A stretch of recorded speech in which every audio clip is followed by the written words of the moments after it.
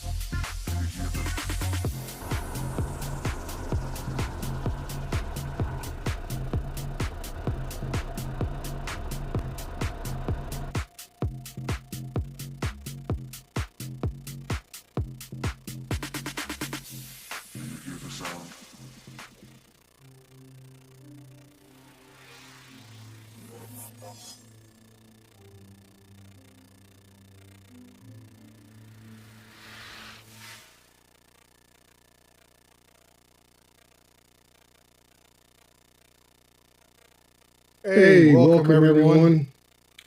It is 2026, and it is time for me to do my first podcast of the new year. I wish I could tell you I have great insider news to bring you up your spirits, but we're going to talk about a few things. Just going to go over a few folks who made it in already. I think Bud Beaver was my first in the chat. And my sound man, Dusty, how am I sounding tonight, Dusty? Somebody said we got major echo. Let me turn down that. And we still got echo going on?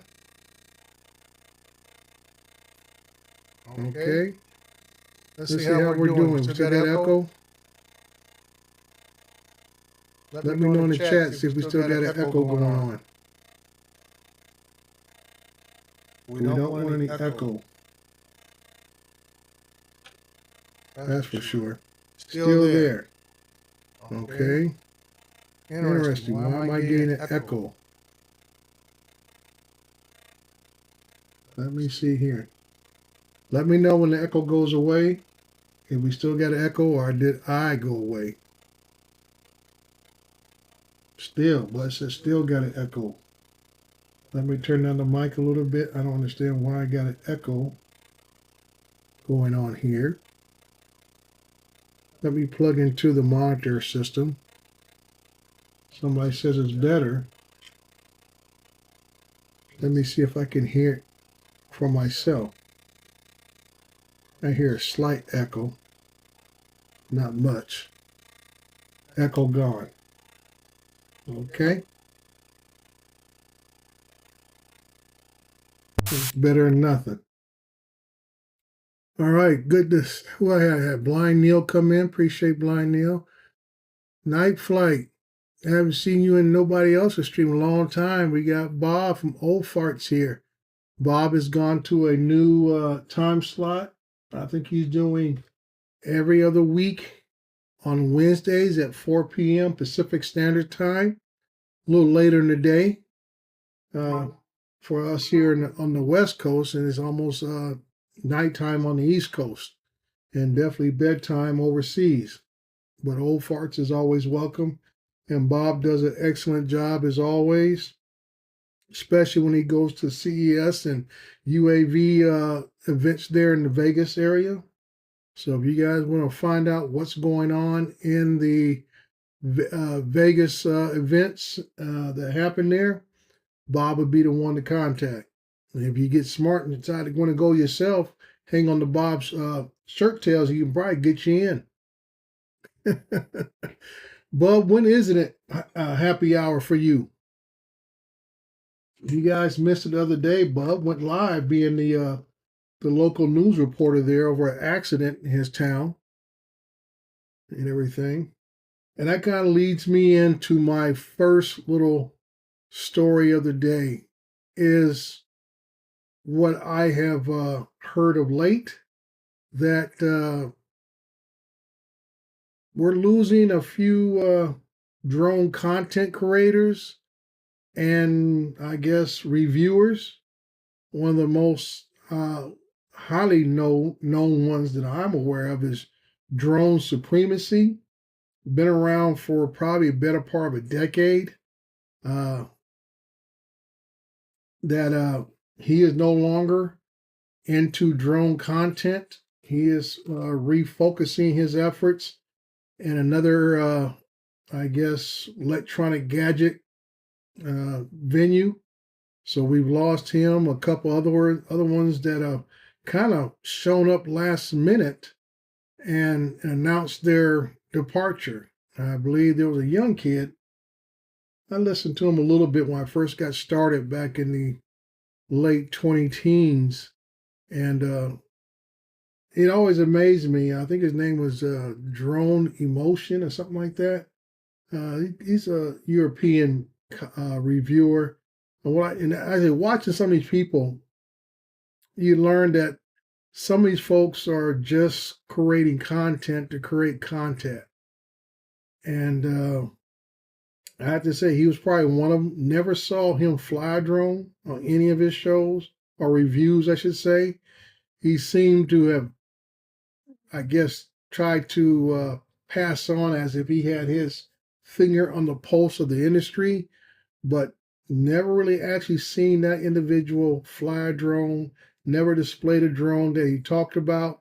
He was basically just reading off spec sheets that you can find off the internet yourself. And that's why when I decided to become on to a podcast or content creator, I didn't want to be one of those people who just read off spec sheets. I wanted to be able to tell you what I do, how I do it, and that's why I like doing tutorial type videos when I do videos in the field. I'm not just, my podcast is here at my home, in my office, but usually you guys see my videos, I'm out in the field, doing stuff in the field. How we doing, Al? I know Al's watching the game, like I got it on behind me over my shoulder, and keep an eye on it. And those you interested, I'm just a West Coast guy. I don't care if Seattle wins or the Rams win, as long as the West Coast wins. And if it was a perfect day for me, it would have been a NFC West Coast team and an AFC West Coast team. It could have been the Chargers against whoever else, the Rams or Seattle or 49ers. I would have been ecstatic. I know the rest of the country would have hated it, but hey, you get what you can get. So it looks like we're going to have an East Coast, West Coast rivalry no matter what the outcome is of this game, with the New England Patriots winning earlier today in some horrible weather. Yeah, I can say that's where you can tell the difference about the feeds that you get there, bud. He said mine's about 20 seconds behind his and everything. But, all I look for is a good game. That's my biggest thing. As long as I see a good game, I'm happy. Because I don't have a favorite team or anything like that. I just like to see a good game. I understand the game from a coaching aspect because I coached uh, from high school all the way up to college ranks and stuff. So I never got behind the rah rah fan type of attitude or whatever of a certain team or whatever. It's about the overall concept of the game for me. Going from there. But back to what I was saying about these YouTube people that have been out there. I'm seeing fewer and fewer content out there for drones. And it's a struggle for those of us who still fly and want to post our stuff. Uh, I remember when I first got in it, you couldn't help but stumble into a drone video by somebody. And, each year, each Christmas time, we get a new iteration of people who want to jump on there and do things that those of us who've been around before, or I say been around for a while, I say been there, done that.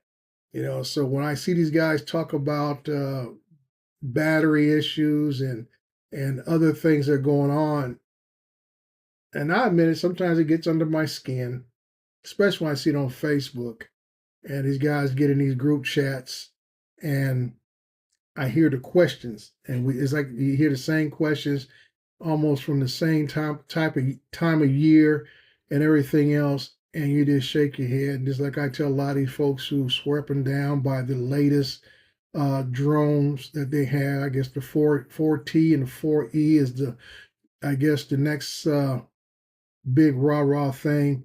And I tell a lot of these guys, I said, if you never been around when the first iteration of these type of drones, going back to the early Phantoms and even going back to the first foldable drones, as far as the original Mavic Pro, the original Mavic Air. I said, then you start to understand how a lot of these so-called features that these guys brag about, there's just a repeat. Just like guys have smart return to home. Smart return to home was established back in, I want to say I know it was in the Mavic Pro, Phantom 4, and the round tip of my tongue, the big one with the legs fold up. Smart return to home was in those drones already, and now they're upgrading it, but a lot of these people think it's something new, spectacular. And then I explained, when they have problems with it, then you got to explain to them, well, hey, you got to make sure either this sensor's on, that sensor's off for you to achieve certain things. So, whatever, to go from there. Like I said, this is my first podcast. I've done some shows earlier in the month, and that was just because of some confusion that was going on in the drone community. And that's also what I wanted to touch on tonight, was some of that confusion in the drone community. As we all are well aware, or should be aware, that in December, the NDAA Act went into effect on the 23rd. But on the 22nd, the FCC put out some additional parameters of a list of items which affect the entire drone community. When I say drone community, I'm not just speaking of quadcopters or not. I can't say that. I'm talking about FPV, RC planes, and camera drones. Okay. That list of additional individual parts and other accessories that you would need to, one, build a drone, two, replace parts on your existing drone. That right there just put a clamp down. In other words, they covered the loopholes that may have existed. And I try to, go on Bot Grinder and the other guy that does his show, not actually little show, he's a big YouTube guy. I can't think of his name right now. And I try to go in their live streams and tell them in the chat, and let them know, hey, what do you guys plan on doing? And they had the attitude of, it ain't going to affect us. Well, guess what? It's affecting you in a major way. Because like I said, when you can't get the parts, and a lot of guys say, well, I'll just buy it from Mexico. I said, now I don't care where it comes from. And that just leads me on to my next point, far as people put out, I guess, a little false hope information of late about the exemptions. And if I could tell people, if you would have read the section 1709 that was in the 2025 NDAA section, it already talked about the exemptions that can be, I guess, offered to certain drones or drone manufacturers, as long as it's cleared by the DoD or DHS. Those were the two main bodies that could authorize exemptions for foreign drones to be brought into the United States. And a lot of folks, like I said, nothing wrong being hopeful. I don't want to dash anybody's hopes and stuff, but this is the reality you're looking at. In case you didn't know, our current administration has family members that sits on the board of Unusual Machines. Unusual Machines bought out, was it Rotor Riot? I believe it is. And I believe the year before that, Rotor Riot bought out, what's the one, Cat something? One they used to make a lot of the goggles and stuff. And that's what I'm saying. So now Unusual Machines has acquired all these smaller companies under their umbrella. So this is why I'm saying this, is that if you think for 1 minute that those who are at the highest seat of power in our nation is going to make decisions that's going to hurt their own pocketbooks, please wake up, pay attention, and understand the basic economics of one-on-one. Never hurt yourself. You never hurt your own interests, type of thing. That's just basics right there. And that's the sad part, even though, like I say, when you have other family members that are acting in behalf or behest of another individual to enrich themselves because they're able to make decisions, to benefit themselves. So that's the sad part right there. I've always been the type of person, when I'm in a position of leadership, when I'm in a position to make a decision, make sure that decision does not benefit me. And I always felt if I make decisions with that as my first thought, I would say 99% of my decisions will be good decisions, because none of it will ever benefit me. And that's just my motto, my mantra of thinking, is that, you do what you can for others. You do what's best overall for the majority. Everything's not going to make everybody happy, but you try to make a decision that would benefit the majority of those who will be impacted. And in talking about impacted, go to my next little area. But we're going to go ahead and go to my first sponsor, which is Air Data, and I will continue. When your flight data matters.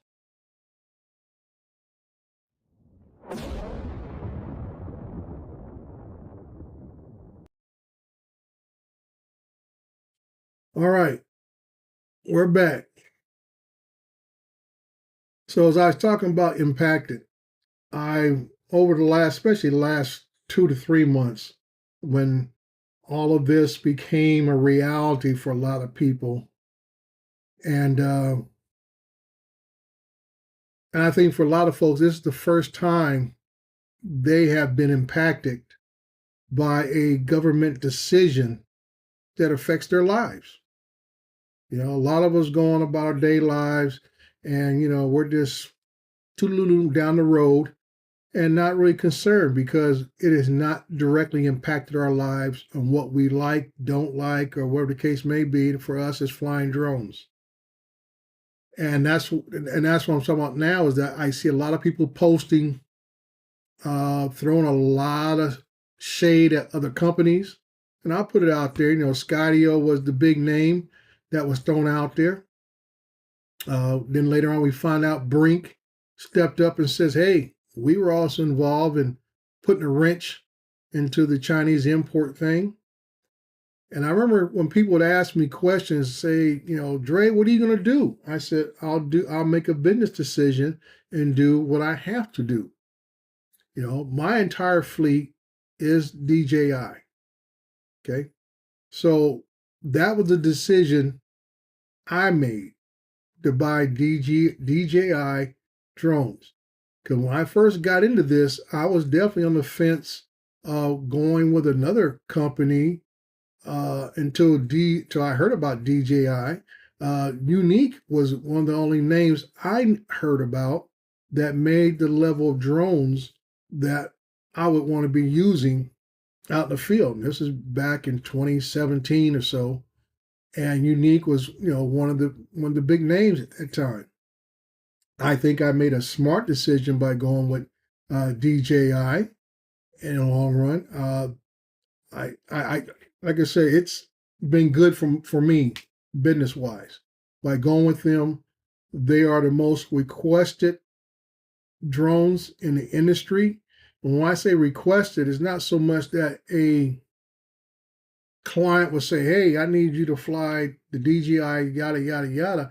But third-party software developers pretty much design all their software to work with DJI drones. You talk about Drone Deploy. You talk about Litchi. And even some of the other ones that I use over in the UK, Maven, DroneLink. All these different, third-party softwares were all built around DJI drones. So if you had a DJI drone, you could use pretty much any of the software, Pix4D, like I say, Drone Deploy, Litchi, Maven, DroneLink. They all supported DJI drones. So if you had a DJI drone, 9 times out of 10, you will be able to complete the task that is requested of you to do. And like I said, I'm talking about, commercial work. If you're flying for fun or whatever, no big deal. You're using whatever the platform that came with your drone and going from there. So not a real big deal at all. But if you're doing commercial work, one of the biggest things when I tell people all the time about commercial work is this. Don't get too wrapped up in the delivery model or deliveries in general. I would say if you're a third party contractor like I am, you're gonna be told to either have a Google account, Dropbox account, or they will supply you with a link for you to upload your data. And in commercial work, that is what the common terminology is used of what you're doing. You're collecting data. And that's why I tell people who go in to want to do mapping, photogrammetry, and all this kind of stuff, I say, if you want to keep yourself out of trouble, no matter what state you're in, no matter what the laws are for that state, if you use the terminology of data collection, no one can ever come after you because you're not using those other key trigger words like surveying, engineering, and some other things that step on the toes of other licensed professionals. If you say, yeah, I go out there and collect that data, not a problem, you upload that data. And like I say, once again, if you're doing mapping, photogrammetry type work, that data is getting funneled to a surveyor or a principal engineer or an architect, whoever it may be, someone who is authorized not only by that company, but authorized most likely by the state to be a person who can, like I said, this is what I'm talking about. These are the people who are licensed and registered in their state to make calculations based off the data that you have provided for them. And that is the key thing right there. It's about terminology, what you use. It's not what you're doing, because all you're doing basically is collecting data. Like I said, no matter if it's a mapping terminology, photogrammetry terminology, or whatever, you're collecting data and you're providing it for another person who may not have a drone, may not be Part 107, or whatever the case may be. And that's what a lot of times I do. I get contacted by different organizations or directly from a company I've done work for in the past. As an inspector, they know I've been using drones, and when I was doing inspections, so they come and ask me, "Hey, you still using drones?" I say, "Yeah. Hey, we need a drone to come out and do yada yada yada on this date." And like I said, I like the long-term contracts, which for me go anywhere from 6 months to over a year, and that's the business that I like to be involved in. Because when you make money like that, it's money you can work with. I'm not real highly into one-offs where you just do one job here, one job there. Let me come back and keep doing that job. And that has allowed me to become a better pilot more than anything else I have done. It's repetitive work. So each time I go out there, I'm learning more about my capabilities. I'm learning more about the drone's capabilities and everything else. Everything is not a cookie cutter job that you may go to. What worked on one job may not work on the next job. So when you get repetitive work, you're able to go back and get better and better and better. And like I said, I started off with Phantom 3 Pros. First couple of jobs I did was a Phantom 3 Pro, and then went to the Phantom 4 series and on up to Mavic Pros, Mavic 2 Pros, which I still use to this day, and on to the Mavic 3Es. And you guys know I got the big M30T. So, like I said, it's a matter of progression, and you go from there and you learn different things for different type of jobs, because I've done a variety of them, and so on and so forth. It's always a learning process. As I always say, if you're not learning, then you're becoming stagnant. And that's just true in life altogether. If you're not learning something as an electrician, you're not learning something as a plumber or a concrete person, whatever, then you're becoming stagnant in what you do. And believe me, as an inspector, I have had to kick several concrete drivers off a job, because here in California, you're not allowed to wash out on the ground. It don't make any sense because you do pours onto the ground, but that is just a general construction permit here in California, that you do not wash out your drum onto the ground. And I hear guys telling me, "I've been driving a concrete truck 20 years. And I tell you, you've been doing it wrong for 20 years. And they give you any more lip, I get the truck number, call up their plant and say, "This guy doesn't come back to this site, period. He's done for the day." Yes, but I always tell people, I came up the hard way, dude. I came up working for, I guess it's called ZiteView. ZiteView is the company now. It used to be called Drone Base back in the day. I started doing those little old rinky-dink residential housing jobs, for about, back then the pay wasn't all that bad. It's worse now, but you just go out there and do like a house real estate job for about $100 or so. And I know they used to be, once you do so many different type of small jobs for them, they would bump you to a bigger job. And I remember I had a job doing a stockpile report for them at a recycling center. And that went on for a year, and that's why I learned about the repetitive work. And that was a very challenging job because the recycling center itself was in split airspace back then. to where I had part of the recycling yard was Class G, and the other part was in Class D airspace.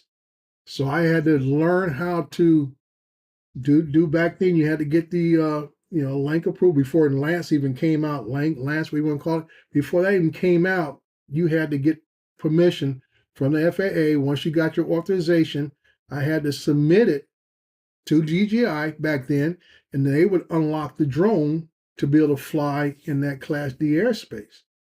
Now, the one thing I learned from that job was once DJI used to unlock your drone in a certain airspace, it recognized all the other airspace as closed airspace. So if I flew in that Class D and I started heading towards the Class G, the drone would stop dead in its tracks.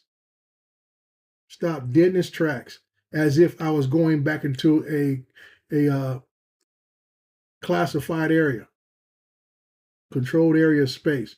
So what I ended up doing was I had to learn how to adjust the flight pattern of the first course I flew to match up just where the drone would stop, and then move my position to another location and fly the rest of it in Class G airspace.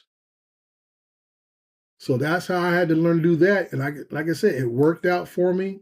No problem from the client. And that was the reason why I got that position, because they had a pilot, but he wasn't Part 107, and they couldn't figure out how to get authorization to fly the whole yard. It was about maybe 10 acres, 10, 12 acres, but one part of the yard sat right at the end of the runway, that area, the bow tie and stuff, and that was the issue from there. So like I said, that was an experience from there. So you go to different jobs, you learn some things, and that's why, in my regular day job, as I was using drones more and more, I knew I had to be more knowledgeable than, I would say, maybe the average person. And the reason for that is people above me who are not all that on board with drones, I had to have every right answer for them, or they were going to shut me down. So once I started showing them the actual results and the capabilities of a drone, they like say, yeah, okay, this is great. We like this or whatever. And then it come to questions of what if, and I had to explain what the what ifs and how we solve the what ifs. And that's how, not that I think I'm smarter than anybody else, and I tell everybody in here and everybody else, I go on anybody else's show, I would tell them, any of us can call the FSO or reach out to the FAA directly. You can email them, you can call them, whatever. You got a question, boom. And some of them are not all that smart either. All depends who you talk to. You might get different answers if you talk to more than one person. So I mean, especially 6, 7 years ago, you definitely might get multiple answers. So like I say, the drone industry itself is still growing. It's still a lot of things that we need to know. And that's why I am a big advocate for all of us to be professional. And I say that if it means we all need to get Part 107, I wish there was another higher level than the trust test for recreational pilots to at least be on the same level as Part 107s, and so to speak. Because I always tell people, I said, as long as the FAA still considers all of us, not just the Part 107s, but all of us as pilots, we need to be held to a higher standard. And I say that because we as a community, like I said before, FPV, RC planes, regular camera drones, if we all had to adhere to a higher standard, I believe we would gain more respect from the elected officials. We would have more respect in the aviation industry. Because like I said, some of us know somebody who owns a small plane. You know, it be whatever it may be, and those guys don't get questioned about them being recreational pilots. You know, what the case is, they are pilots. They have to maintain a physical. They have to maintain a certain knowledge as far as being retested, like we do in Part 107s. You know, they just chose and have the money to have an aircraft at a local airport, and they fly around. You know, it's very costly. It ain't a cheap hobby, but they're well respected because you and I all know majority of aviation incidents are with private aircraft pilots. Some of them building aircraft in their garage, taking it out to the local airport and flying it. And the first thing they say is, "Oh, this was an experimental plane." How many times have we heard that? Or this guy was flying here, or didn't pay attention, didn't file his flight plan with the control tower, and next you know he's getting escorted by military aircraft because now he's in the wrong airspace. We hear that. We hear it all the time, and like I say, and the results are deadly. You know, I mean, it's not rare. It's not rare. It's almost, you know, almost a month. I would say at least a monthly occurrence that we hear about a private aircraft going down. And 9 times out of 10, when an investigation done, it's private error. Hey, how we doing, Jim? Pilot error is the number one reason for aircraft going down. And we all know, we get fingers pointed at us, and the main reason we get fingers pointed at us is because there is not a true standard that we have to live up to. Because, like I said, with all the number of air incidents with private pilots, you don't see no one jumping up and down about restricting them from flying, lowering the age of those being able to fly. You don't hear none of that kind of language going on in talks and everything else. But for us, they want to cut us out. And with these last actions that have occurred, they have pretty much systematically cut out the hobbyists. Like I said, you may not be able to get rid of the pilots themselves, but you get rid of the tools that they use. And that's what we have here. The tools that most of our recreational pilots have been taken away from them. And like I say, that they feel like they have cleared the skies. And like it's not like recreational pilots were impacting anything else. It's not like recreational pilots were interfering with Walmart deliveries. That wasn't happening. Recreational pilots were not impacting, military operations. That's not happening. We get a few knuckleheads who go out and want to get something off the shelf at Best Buy or off Amazon, and they want to go fly at NFL games, and they're going to look this year. This year is going to be a very telling time. I haven't heard anything yet, but like I say, the playoffs are here. Haven't heard any incidents about people flying over the stadiums yet, but like I say, you got this weekend, and then 2 more weeks it'll be Super Bowl. So, like I say, as Greg and them always say, and I say the same thing, don't be that guy. Like I said, we've had our poster childs and several incidents, from crashing into police helicopters to flying over stadiums to flying into fire aircraft. I believe the word has been out.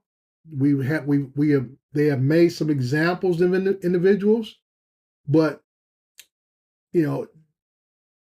those incidents were just kind of like the icing on the cake. All the legislation that has happened has been coming towards us for the better part of since 2020. They've been trying to reel us in very aggressively since 2020, and I know it goes back even further to 2013 when they went from Part 61 to Part 107.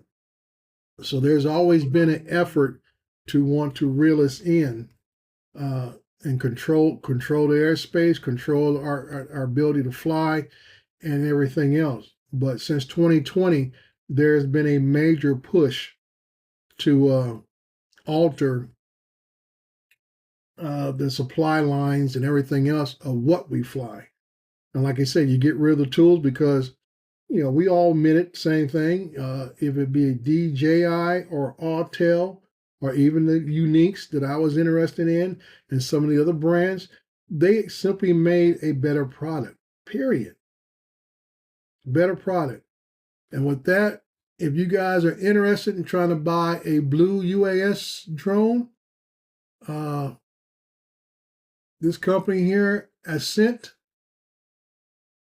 this is their drone. Let me show you a picture of it. Oh, let me get over here. Here we go. Ascent drones. This is a picture of it right here. Okay. That's a drone. This is a used one. I don't know how old it is, but this is a used one. I'm gonna say, yeah, $5,000, some change and stuff. And let's go back to see the specs on it. So you spend $5,000 some change, that's used. I'll show you the brand new price in a minute. Okay. It's not a pretty drone. It's basically, if you guys ever watched the movie Red Planet with Val Kilmer and what's the name? The chick named Moss who played in The Matrix, whatever her name was. She was in that movie, and a couple other folks was in it. And they had this robotic thing, and it was borrowed from the military. And when this thing deployed, it would send that type of looking drone into the sky to be its eye in the sky when it was out roving. So this thing here says it can support up to 2 payloads on the top and the bottom. You can put a camera on the top of it and the bottom of it. And it weighs something, core vehicle, no battery or payload. Well, if there's nothing on it, it weighed 4.1 pounds. I think it was fully loaded. It's like 6.5 pounds. Direct drive with 2 times brushless motors. And then here, one battery. This is what I like how they do I call it the fuzzy math. One battery, 38 minutes with no payload, 16 minutes with max payload. That means a camera on the top and the bottom. So you go from 38 with nothing on it, no cameras at all, and it gets chopped down to 16 minutes when you put a camera on the top and bottom. And then it says you can put 2 batteries, 53 minutes with no payload. And that gets cut down if you use 2 batteries, 32 minutes with max payload. And it said now here, I like the altitude. It says max altitude is 14,600 feet, okay, above sea level. So if you're basically if you live in Colorado, you may have some issues because you guys are above sea level too high. Then it says maximum speed, 60 miles per hour. That's max speed in manual mode. And I guess if you went in auto mode, you can go as fast as 40 miles per hour. Okay. It's IP rated 56. For you guys who want to go out and fly this winter, especially this weekend, you can fly this for about 16 minutes, if that, in cold weather. And it is an NDAA Blue UAS 2.0 compliant, whatever all this other kind of stuff is. Yeah, it uses GPS, GLONASS, and Beidou. It says it also has RTK support, which means you only can put one camera on it and use the RTK module because it doesn't say it's built in. I've seen all the little attachments to it, so I believe the RTK module would take the place of one camera. So there you are with that. Now we'll go to the, what I had that price on that. Okay. That's the used price. Where's the brand new price? I had the brand new price somewhere around here. Well, I'll tell you what it is. Brand new, it's $13,000. And that's with no accessories. $13,000 for this thing. With no accessories. So Yeah, that's where that's at right there. So if you want to buy a blue UAS listed drone, it looks more like the Switchblade drone that the military uses that explodes over armored vehicles. So yeah, you can have your fun. There we go. Let's get back to a regular screen. We'll go to this screen. So there we are with that. So that, I guess that's what we're looking at from our favorite folks here in the U.S. of what they're trying to sell us. Okay. Yeah, and like I say, Jonathan, this is just what it all talks about, man. Is that like I say, there's been American companies making drones for years, but their only interest is in making drones for government entities, either it be for the military or for first responders. None of them are interested in making drones for everyday people. And that's the big pushback. And like I said, by them eliminating the competition who was making drones for everyday people, now you take those people out of the equation. So now they're going to say, why I don't need to make drones for everyday people because there is no competition, you know, and they'll keep flying what they have until it drops out of the sky. Because, like I say, that list that was put out shuts down getting replacements. You know, a lot of guys, are upset because whatever they bought recently was supposed to be part of their, if it was a DJI drone, part of their care refresh package. Now it truly can't be honored, not because DJI won't honor it, it's because our our trade policies and our customs and border policies, you're afraid it may not get back.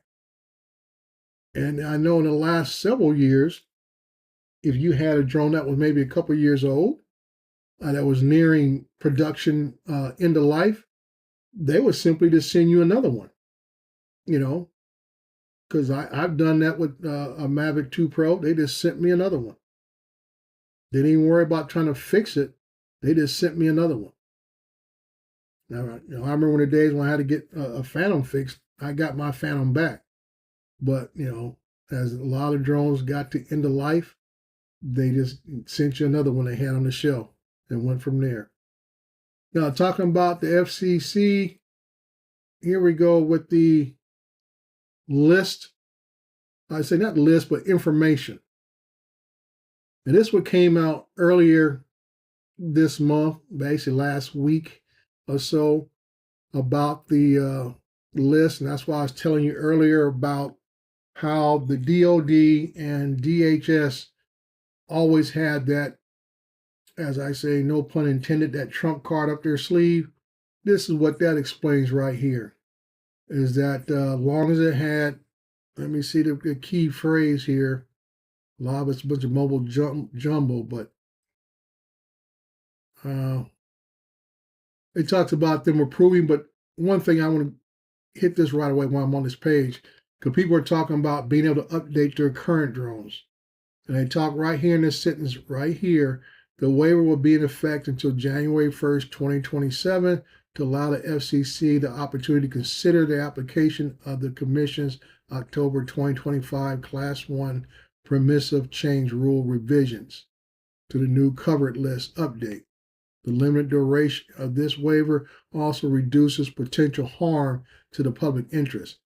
I thought that last paragraph there was very interesting because here they are continuing to try to sell us on the potential harm that the Chinese made drones present to United States security. Even though they've talked about this at great length over the last, 3, 4 years, probably been longer, but this was the telling point, especially up until the last year, about all these drones were spying, or as they say, they changed it from actually spying to potentially being able to spy for the CCP, the Chinese Communist people, even though no evidence has ever been brought forth, which I understand. To a certain point, there are some things you just don't spill out to the general public, but we're talking about a product that is sold openly across the, the public space. So I don't think that why not just ban certain models or whatever, just like they did with the phone company. I got the name of them and stuff. Matter of fact, I had one of those old phones sitting in my desk drawer at work and stuff. And it still works. All I got to do is go down and put another chip in it, but it still actually works. Like when I put a chip in it. So that's that. So let me get back here. There we go. And that's the tough part. That they're basically closing all the loopholes to benefit and enrich themselves by closing the door on any potential. Even though, like I said, when they made that statement about all foreign drones, and that's why, not that I was skeptical of some of the other people who said, well, we'll just move our production over to Vietnam or Indonesia, over to the Philippines or wherever else. I said, they're going to close the door. I kept telling people that they're going to close the door some way, somehow. And up until 2 years ago, they started closing the door based on this, a law that was signed that, like I say, no one thought about it because they were not enforcing it. And even when they started enforcing it, it wasn't enforced in a uniform way as the Uyghur law. That was signed back in 2021. And basically backdoored us on that. None of us even thought a clue about that until it started happening. And like I said, we start becoming impacted, and then we say, okay, now we got to pay attention.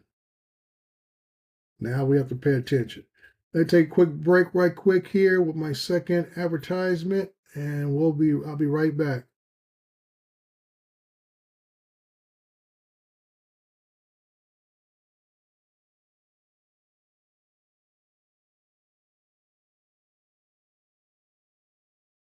All right. That was from Greg and his boys, who have been sponsors of my show for the last year. I like giving Greg a hard time.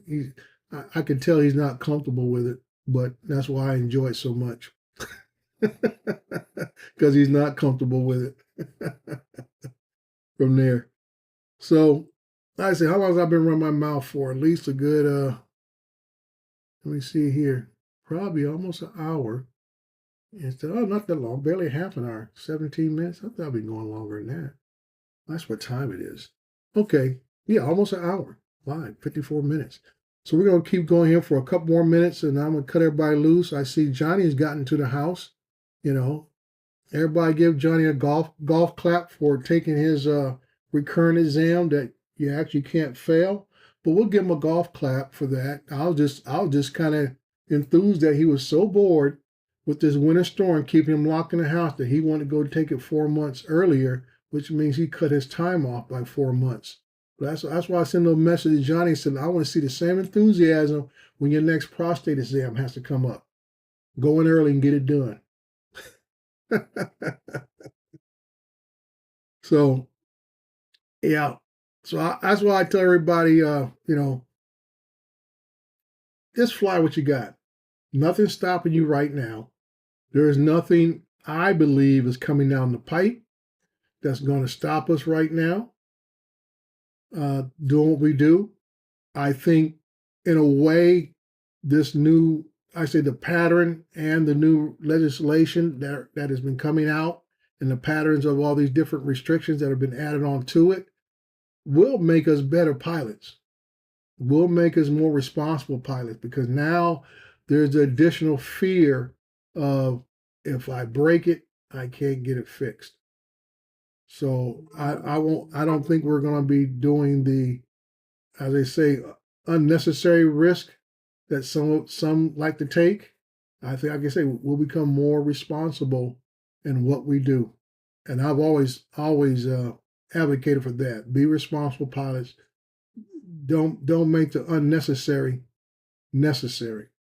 Just like I tell people years ago, if we don't police ourselves, somebody else will. Now we're being policed by somebody else who is not a part of our community, not the least bit. So, like I said, we don't have those arguments I used to see years ago when people would literally kick you out of a Facebook group because they accuse you of being drone policing somebody else.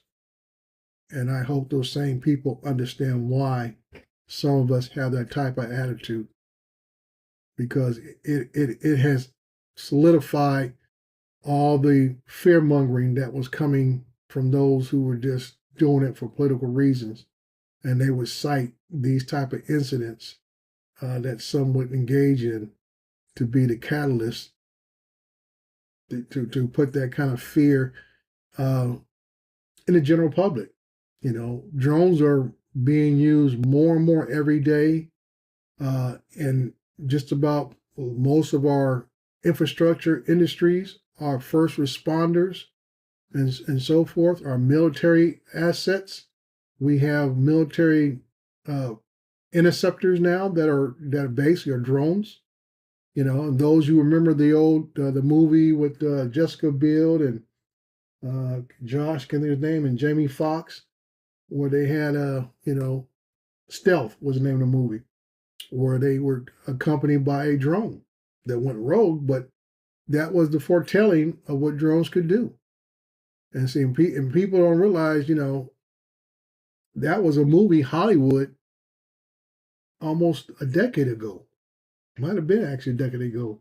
That movie came out. So, like I said, we have to be better. That's my biggest thing. I can't rely upon politicians because politicians can come and go with each election. You know, we don't know what's going to happen to Stefanik. It looked like she barely may hang on to her seat in New York. And we don't know what the status is down in Florida with our other buddy down there, Senator Scott. He could be out of his position, but the damage they have done is significant, and there are others who share their sentiment. And that's the frightful thing. They're just the figureheads right now, but there are others on both sides of the aisle who share their same viewpoints. So this is not a left issue, it's not a right issue. It is basically a us against them issue for as foreign entities, for as trade and everything else, and what we can and can't purchase, because now it's going to be a big deal about where you get it from. Like I said, and by them closing the windows, it's going to make it even more harder when something that is not approved or already been approved by the FCC and someone tries to acquire it and use it here in the United States. Like I said, who's going to be the poster child? Because I guarantee you somebody will be. And that's going to be the number one thing they're going to say, that they were operating a unauthorized drone for use in the United States. So everybody's talking about when some of these drone laws were changed and everything else, and I try to tell people who LEAP is, and they kept saying, "Oh, the FAA don't have no enforcement branch." Yeah, they do now. And every law enforcement officer in America falls under that requirement of the LEAP. So that's what it stands for. Law Enforcement Assistant Program. I think it's like a Law Enforcement Assistant Program is what it stands for. And all they got to do is come out. Somebody makes a call. They come out, take a report, and they forward that information right up to the FAA. And then you may or may not get a call from the FAA, or they may come tapping on your door.